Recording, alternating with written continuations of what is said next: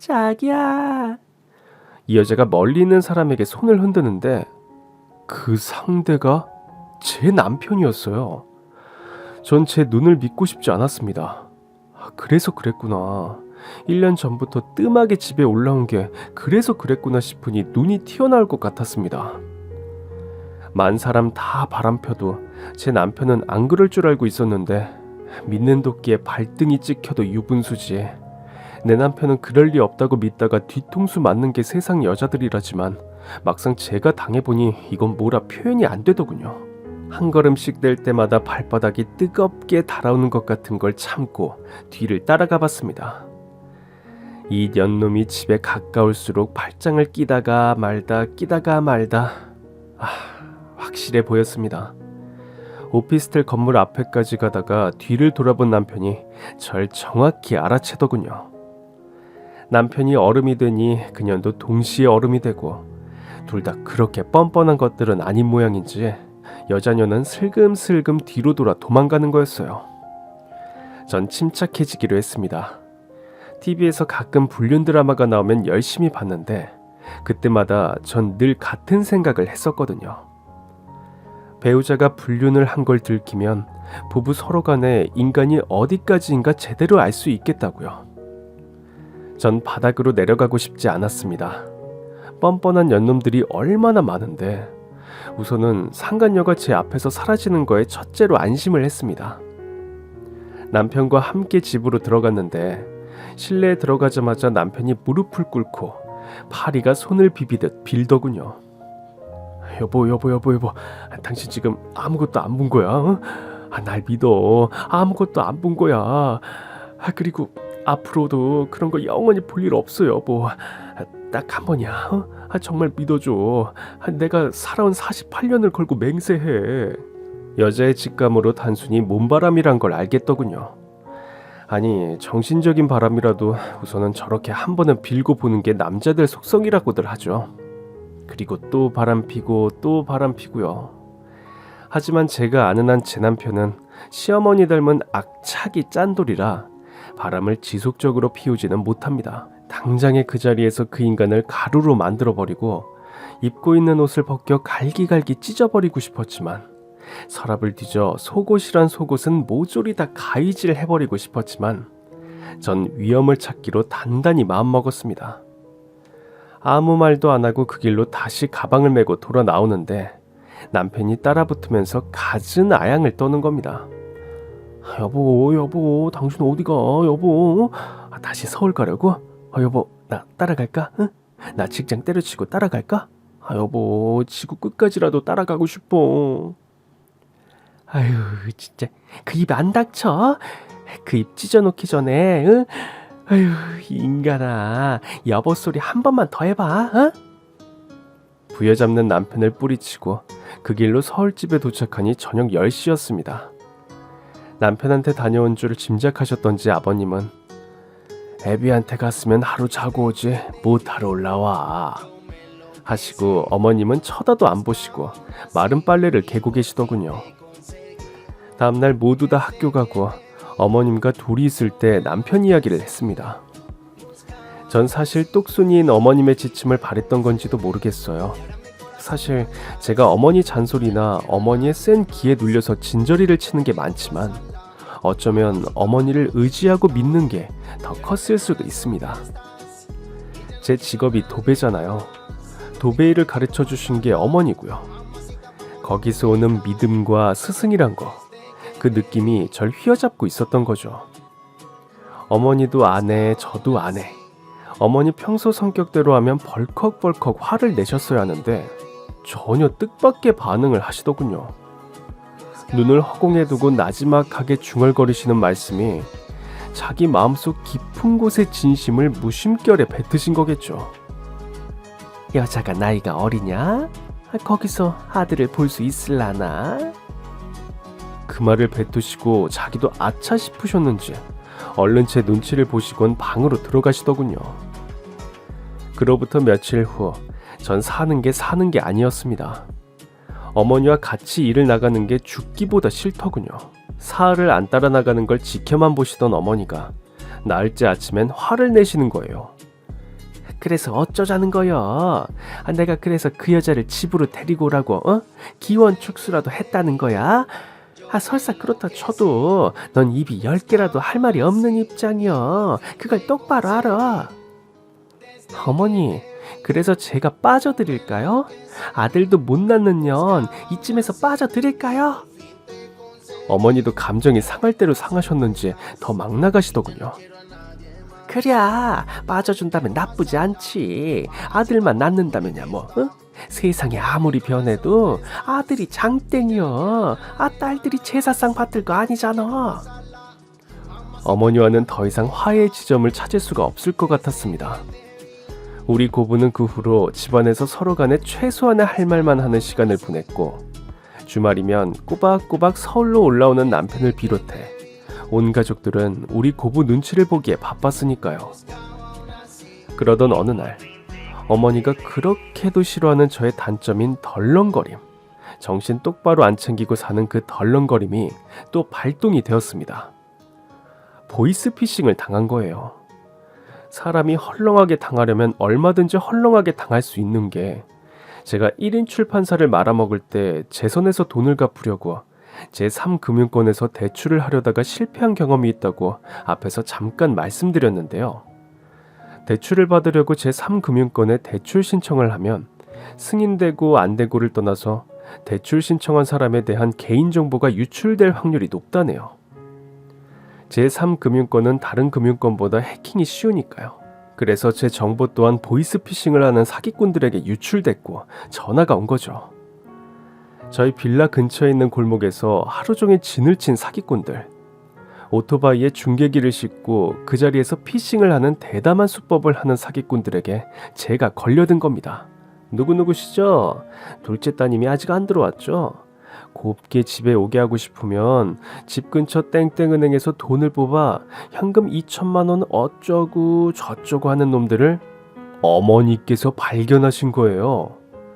골목 입구에 있는 약국에서 파스를 사가지고 들어오시다가 골목 옆을 지나는데, 이 시간에 웬 수상한 놈이 골목길에서 오토바이에 탄 채로 통화를 하는데 돈 이야기를 하는 것 같고, 눈길은 2층인 우리 집 창문을 향한 채 있는 거에 기분이 쎄하신 겁니다. 어머니는 지나치면서 속으로 이상하다 하시다가 아무래도 이상해서 다시 돌아가 벽에 몸을 대고 통화 내용을 들으신 후 침착하게 집을 향해 오신 후 대문을 열고 들어오셔서 마당에서 곧바로 경찰에 신고를 한 후 문틈으로 내다보신 거예요. 이놈이 도망가면 위치를 보시려고요. 112에 신고하니 3분도 안 되어 경찰 오토바이들이 들이닥치는데, 2층 집에 있는 전 그런 줄 꿈에도 모르고 이걸 어떻게 아유, 엄마 우리 수민이 어떡해. 그러면서 선자리에서 뱅뱅 맴을 돌고 있었거든요. 영화에서 보면 이거 주위에 알리면 전화한 놈이 말한 대로 그 길로 얼굴 못 보고 영영 이별인데 이러면서 거의 미치고 팔짝 뛰는 수준이 된 거예요. 어쨌거나 좀 급하게 시어머니께 전화를 드렸습니다. 어머니 어디세요? 어머니 2천만 원 있으세요? 어머니 급해요. 시어머니는 저의 다급함과는 전혀 다른 여유작작한 목소리로, 애미야, 2천만 원 어디다 쓰려고? 그건 말 못해요, 어머니. 2천만 원 당장 뽑아다 주세요. 안 그럼 저 죽어요. 저 숨쉬고 못 살아요. 그러고 울부짖고 있는데 시어머니가 도어락을 누르고 들어오시면서 버럭 소리를 지르시는 거예요. 내가 도대체 몇 번을 말하냐? 정신 똑바로 챙기고 살라고. 누가 널 온정신이라고 버겄냐고. 어머니는 그날부터 며칠간 절 귀신이 매타작하듯 말로 후려치시는데 그걸 여기다가 다 옮기지는 못하겠습니다. 어머니에 대한 감정이 극히 안 좋은 상태, 아니 어머니를 더 이상 어머니라고 생각할 수 없는 상황에서 생긴 일이라 맞대작할 수 있었지만, 사안이 워낙 멍청한 사안이라서 맞대거리 할 수가 없더라고요. 다만 딸들은 셋 다 방을 대굴대굴 구르면서 웃고, 시아버지는 그저 아무 일 없으면 된 거지 라고 점잖게 절 위로해 주시더군요. 역시 점잖으신 어른은 시아버님 한 분뿐이셨어요. 그런데 말입니다. 사람의 일이란 건 그렇게 직선으로만 이루어져 있지 않고 묘하게 꼬이고 꼬이더랍니다. 저의 덜렁거림과 멍청함을 극나라하게 보여준 보이스피싱 사건이 결국은 십수년 어머니에게 눌려 살았던 그 모든 서러움을 단 한 방에 해소해주는 기초가 될 줄 누가 알았겠나요? 이 사건이 있은 후 나흘인가 지나서 혼자서 원룸 도배를 하고 있는데 방송국이라면서 전화가 온 거예요. 모 방송국 8시 정시 뉴스팀이라고 하면서 명함도 보내주고 내선 번호를 알려주면서 보이스피싱으로 곤란한 일 겪으셨고 이제 이런 전화는 안 믿으실 것 같으니 직접 저희 방송사 뉴스 보도국으로 전화를 부탁드릴게요. 라고 하더군요. 뉴스 보도국 작가가 맞았습니다. 전화한 이유는 해당 지구대와 경찰청에서 제보를 받았고 이번 보이스피싱을 저지른 범죄단체는 중국에 본거지를 두고 있고 국내 범죄자들과 긴밀한 선을 이루어 총 57억 원에 이르는 돈을 갈취했고 그 수법이 너무 대담해서 내일 저녁자 뉴스 꼭지로 나갈 것 같다고 하더군요. 그래서 그 기질을 발휘한 분인 시어머니를 인터뷰하고 싶다고 하는 거예요. 그러면서 시어머니 연락처를 묻는 거예요. 저야 신나서 알려드렸죠. 우리 시어머니는 원체 자기 자랑하시는 거 좋아하시니까요. 몇 년 전에 방송국 취재도 거부했던 기억은 또 싸그리 잊어버렸고요. 그런데 몇 분 후에 시어머니가 화가 단단히 나서 제게 전화를 하셨더라고요. 넌 TV에만 나간다면 네 시애미 핸드폰 번호를 아무나한테 막 알려주고 그러는겨? 내가 제발 정신 좀 차리고 살라고 몇 번이나 말하디야. 그날 저녁 집에 들어가니 시아버지는 인터뷰를 해야 한다. 시어머니는 죽어도 못하겠다. 그러고 싸우고 계신 거예요. 이게 자기 자랑하려고 그런 게 아니라 나라를 위한 일이고 더 이상 우리 같은 범죄 피해자가 안 나오게 하려는 취지에서 뉴스에 내보내려고 하는 건데 그걸 협조 안 해주는 게 무슨 심보인지 모르겠다고 아버님이 마구 다그치시더군요. 그리고 또 설사 자랑하면 어떠냐고 하시더군요. 내야 뭐 똑똑한 마누라랑 산다고 사방팔방 자랑하고 싶은 심정이구만. 도대체 이해가 안 되네. 남들은 서로 인터뷰하려고 달려들 텐데 말이야. 시어머니는 그저 말없이 시아버지를 째지게 흘겨보시다가 방으로 들어가시더군요. 이 사연을 적으면서 생각하는데 그때 시어머니는 방에서 곰곰이 생각하셨겠죠. 설마 누가 볼랐고 50년 가까이 된 얼굴을 기억이나 할랐고 다 늙은 사람들을 기억이나 하겠냐고. 메인 뉴스의 메인으로 첫 꼭지로 나간다는 소리에 결국 시어머니는 인터뷰를 허락하셨습니다. 사람이란 다 그만한 감정을 가지고 있는 거고 으쓱대고 싶으신 마음에 지신 겁니다. 어머니 인터뷰가 나간 날 우리 가족은 그 밤부터 이틀간 사방에서 걸려오는 전화에 시달려야 했습니다. 하다못해 막내딸 어린이집 다닐 때 동기 엄마들까지 전화를 하더라니까요. 그때 알았습니다. 매스컴이 정말 무섭긴 무서운 거구나를요. 그리고 매스컴이 우리 시어머니께 무서운 일은 코앞에 가져다 주었습니다. 그 다음 주 오후에 한참 도배를 하고 있는데 전화에 063으로 시작되는 번호가 뜨는 거예요. 전북이잖아요. 제가 전북하고 연관이 있을 일은 시아버님 본관과 고향이 전북이라는 것인데요. 시아버님은 형제도 없고 부모님 모두 돌아가셔서 고향하고는 연을 끊으신 지 오래되셨다고 들었거든요. 받았더니 웬 카랑카랑한 할머니가 대뜸 내가 방송국 작가한테 조르고 졸라서 번호 알아내서 전화한 거야. 아이, 전화 받는 새댁이 김치간신의 자부여? 하고 묻는 거예요. 역시 아버님하고 연관되신 분이 뉴스 보고 전화하신 거구나 반갑게 받았습니다. 아이, 자부 맞는 갭이고 자부는 본처여 첩이여? 전화하시자마자 본인이 누구신지 밝히시지도 않고 대뜸 첩이냐 본처냐부터 확인하시는 이 할머니는 누구신가 어처구니가 없어 하는데 세상에나 마상에나 내가 옛날 말을 다 꼬지 곧대로 듣고 사람인데 말이야. 조강지쳐 버린 놈은 천벌 받는다는 말도 믿고 살았는데 말이야. 아이고 기통 막혀서 이 김치간이가 어디 가서 천벌 받아 대져버린 줄 알고 살았는지 말이야. 동네 우세스러워서 첩하고 도망가서 말이야. 응? 둘이 같이 뒤졌는지 알았는지 말이야. 이 멀쩡히 서울에서 잘 살 줄은 내가 꿈에도 몰라 부르네. 뭐야? 과거 급제한 마냥 뉴스에 떡하니 참견하고 나와서 TV에 나와버리고. 어이구, 하늘도 무심하시지. 내가 땅을 치고 통곡하고 있어 시방. 전 지금 제가 무슨 이야기를 듣고 있는 줄 짐작도 못한 상태에서 할머니의 울음에 섞인 하소연을 계속 듣고 있을 수밖에 없었습니다. 고향에 있는 초강지철을 완전히 내팽개쳐버려. 아이고, 와서 똑똑히 보라고요. 돌봐주는 자식 새끼 하나 없는 초강지처가 중풍에 걸려서 어떤 꼬라지로 불쌍하게 누워있는지. 이야기인즉슨 저희 시아버님은 본처가 있으셨는데 자식을 못 낳는 성녀셨나봐요. 그 와중에 도배를 하다가 만난 저희 시어머니와의 사이에서 저희 남편이 생겼고, 우리 시어머니가 자신까지 호적에 올려달라고 졸라서 결국엔 조강지처 호적까지 파서 이혼을 했답니다.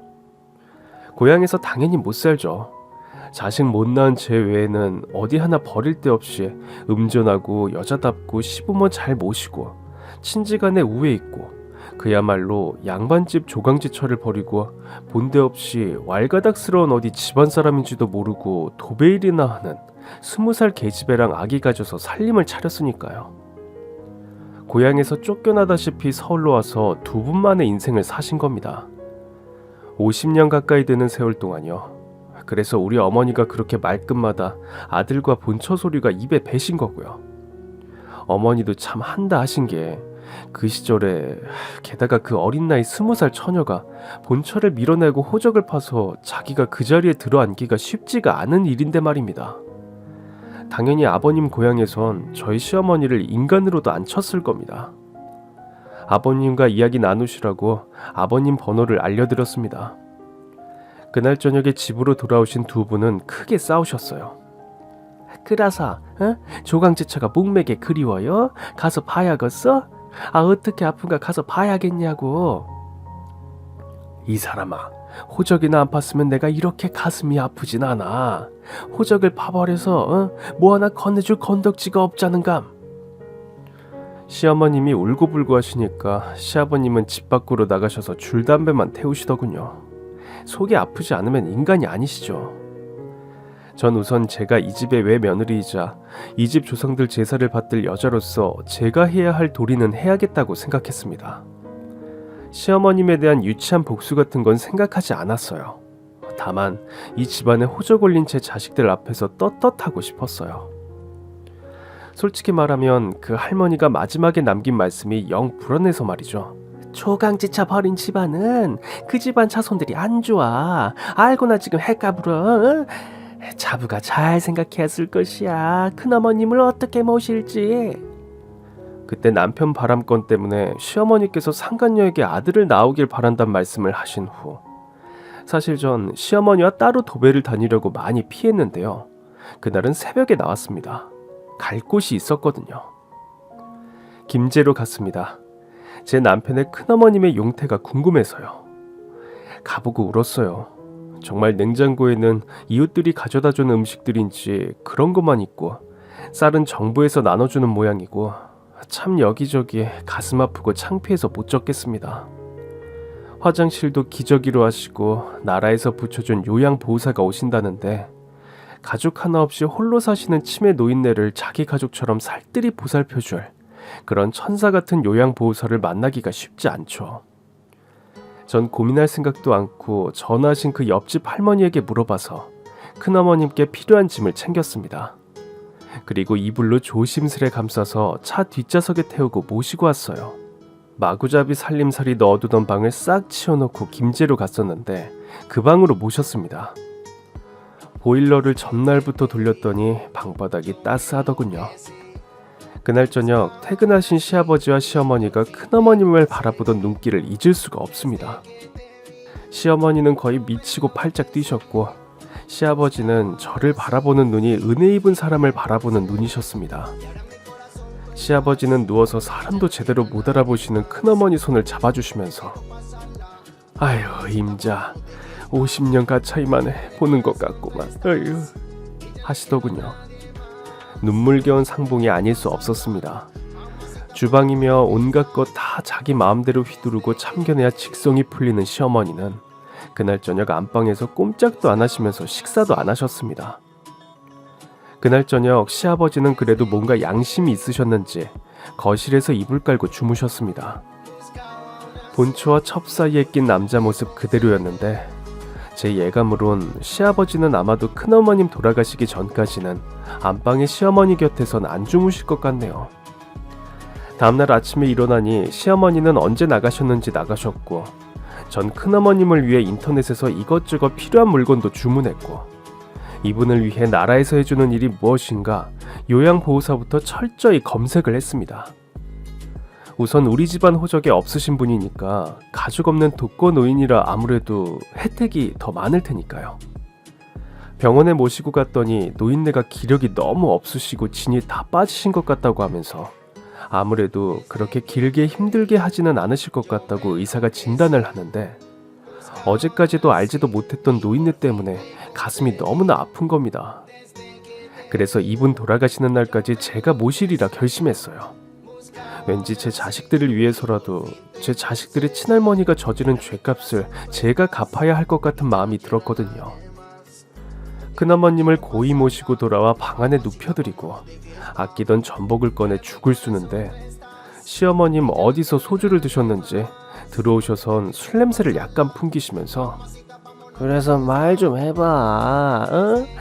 그래서 내가 빠져줄까? 아들 난 첩년이라도 첩년은 첩년이니까 이쯤에서 빠져줄까? 인간이 자기가 본초에게 한 짓은 저렇게 하나도 안 돌아보고 저럴까 싶어서 화가 나더군요. 고무장갑을 탁 벗고 쏴주었습니다. 어머니가 얼마 전에 제게 하셨던 말씀 그대로요. 그래요. 빠져준다면 나쁘지 않아요. 조강지처가 장땡이죠.